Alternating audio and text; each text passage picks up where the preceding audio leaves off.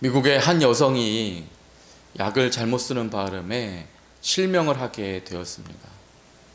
마음이 참 괴로웠지만은 그나마 이 여성에게는 사랑하는 남편이 있었습니다.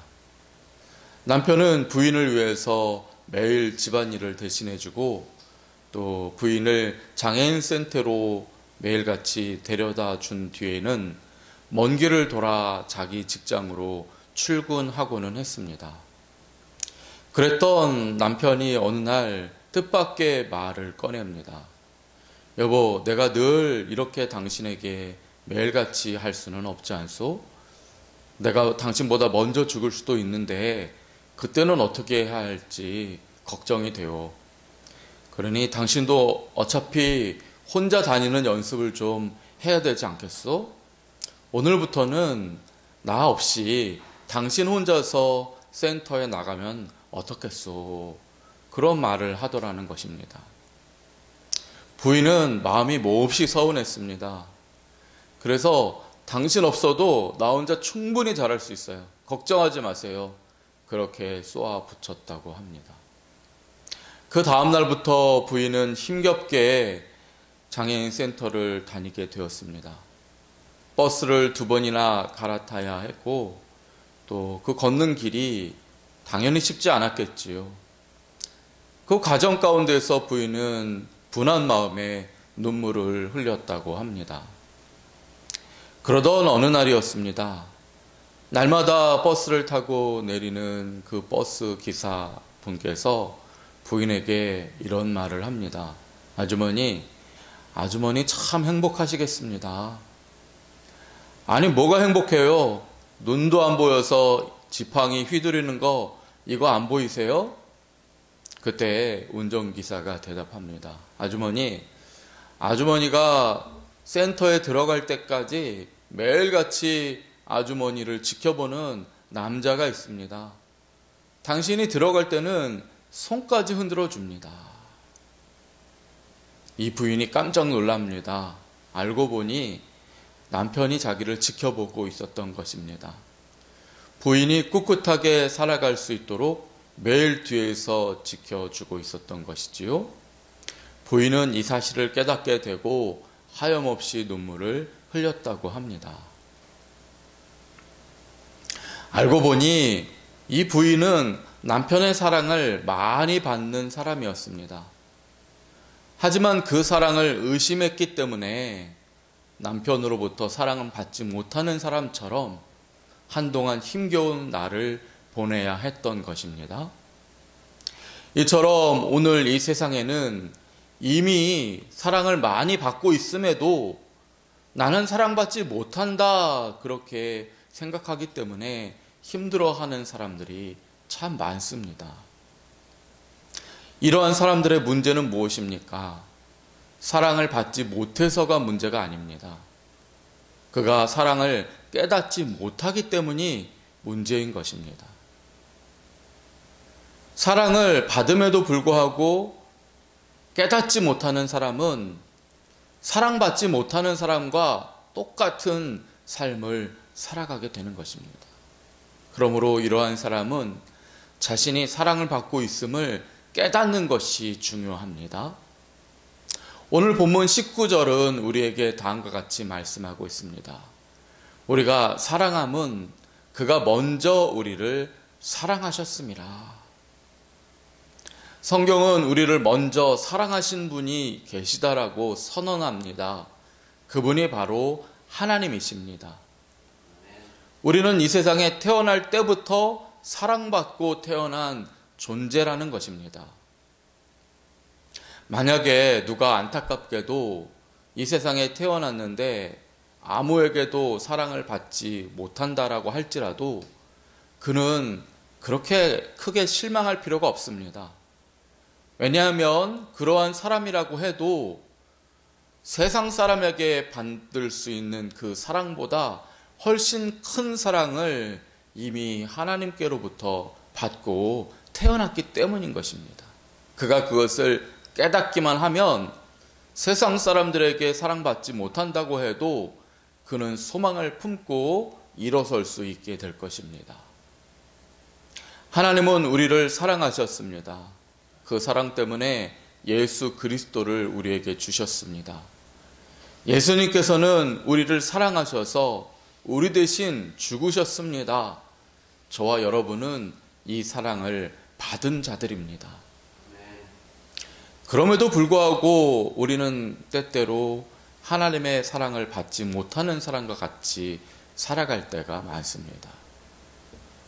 돈도 충분히 있어야 되겠고, 육체도 넘치도록 건강해야 되겠고, 노후도 탄탄하게 보장돼야 되겠고, 이러저러한 것들이 다 갖춰져야 되겠다라고 하는 그런 욕심이 있을 때에는 하나님의 사랑을 이미 받았음에도 불구하고 사랑받지 못하는 사람처럼 욕구, 불만이 생기고 하나님의 사랑을 의심하기도 하는 것입니다.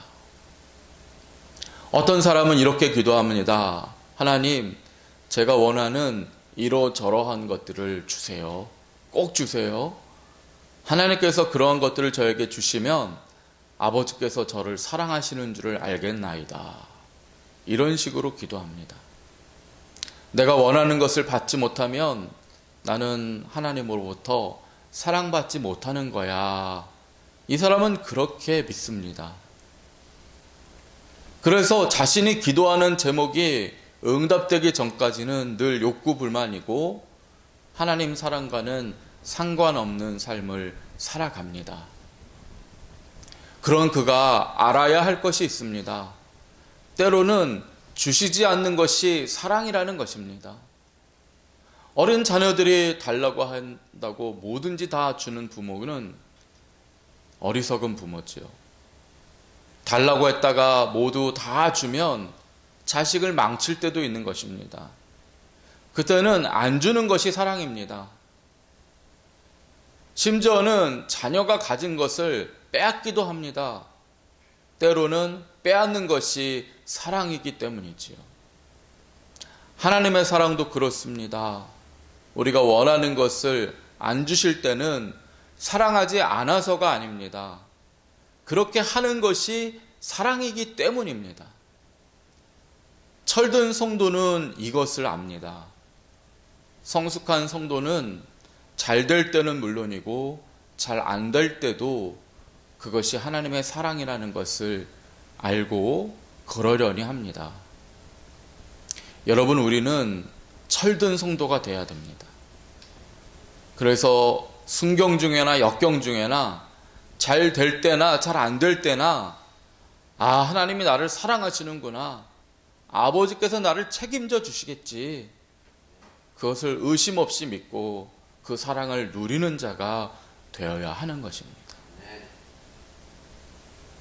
이렇게 하나님의 사랑을 깨닫는 사람, 그래서 그 하나님의 사랑을 누리고 그 마음에 기쁨이 있는 사람이 그 마음의 여유를 가지고 다른 사람도 아낌없이 사랑할 수 있는 줄 믿습니다. 이미 내가 받은 주의 사랑이 크다는 사실을 아는 사람이야말로 다른 사람을 조건 없이 사랑할 수 있는 것이지요. 자식이 속속이면 이놈 자식 어떻게 하지? 그런 마음이 들다가도요. 내 어머니 아버지께서 나를 사랑하신 것에 비하면 내가 우리 자식 사랑하는 것은 아무것도 아니라는 것을 알고 다시 자식을 사랑하게 됩니다. 우리가 남들을 사랑할 때도 이와 같은 원리가 적용되는 것이 아닐까요? 하나님께서 나를 사랑하셨습니다. 그 사랑이 너무나 큽니다. 그 하나님의 사랑에 비하면 내가 다른 사람을 사랑하는 것은 아무것도 아닙니다. 그래서 내가 하나님의 사랑을 깨닫는 만큼 그만큼 나는 누군가를 사랑할 수 있는 것입니다. 그래서 오늘 본문이 말씀하고 있죠. 하나님을 사랑한다고 하면서 형제를 미워하는 사람이 있다면 그 사람은 하나님을 사랑한다는 것을 거짓말이다. 하나님을 사랑한다고 하면서 형제를 미워하는 사람은 거짓말쟁이다. 그렇게 말합니다. 눈에 보이는 형제도 사랑하지 못하면서 어떻게 눈에 보이지 않는 하나님을 사랑한다라고 말할 수 있느냐? 주님은 우리에게 서로 사랑하라는 계명을 주셨다. 그러므로 하나님을 사랑하는가? 당신은 또한 형제를 사랑해야 한다. 요한일서 4장 20절 21절이 우리에게 말씀하고 있습니다. 여러분이 하나님의 사랑을 받은 자녀입니까? 그 사랑이 이미 충분하다는 사실을 믿으십니까? 삶의 상황과는 상관없이 주님의 사랑이 나를 향하고 있다는 그 사실을 의심 없이 믿으십니까? 이 사실을 믿으신다면 이제 사랑 받을 만큼 받았으니 이제는 사랑을 줘야 되는 것입니다. 인생의 중반기를 넘어서면 이제부터는 받은 사랑을 나눠주는 일에 힘써야 할 것입니다. 그래서 이번 주일에는 제가 남자 집사님들과 함께 점심을 같이 하고 싶습니다. 시간 되시면 함께 하시죠. 제가 쏘겠습니다. 노벨상을 제정한 알프레드 노벨은 어느 날 신문의 부고란에서 자신이 죽었다는 그런 소식을 읽게 됩니다. 다이너마이트를 발명한 죽음의 화학자 노벨 어제 저녁 심장마비로 사망하다. 알고 보니 신문사의 착오로 자기 형 루드비히 노벨이 죽었는데 잘못 알고 오보를 낸 것입니다. 그런데 이 기사를 본 동생 노벨은 큰 충격을 받습니다. 자기는 나름대로 사회에 공헌했다라고 자신하고 있었습니다. 다이너마이트가 꼭 전쟁에만 쓰이라는 법이 있습니까? 건설 현장에도 쓰이고 또 산업 현장에도 쓰이지 않습니까? 그런데 하필 사람들은 자기를 죽음의 화학자라고 부르면서 그런 오명을 주었던 것입니다. 이에 노벨은 크게 깨닫고 남은 인생을 자신의 재산을 사회에 환원하기로 작정합니다. 그래서 노벨상을 제정한 것이지요. 그 결과 오늘날 노벨이라는 이름은 죽음의 화학자라는 악명 높은 이름을 기억하는 사람은 없고 모두가 노벨이라는 이름을 존경하게 되었다고 합니다. 여러분, 하나님께서 우리를 사랑하셨습니다. 그 사랑은 이미 우리에게 넘치는 사랑입니다. 이제는 나누고 베풀 차례입니다. 이 사랑의 사명을 위해 남은 인생을 헌신하고 수고하는 저와 여러분이 되시기를 주님의 이름으로 축원드립니다. 아멘. 기도하겠습니다.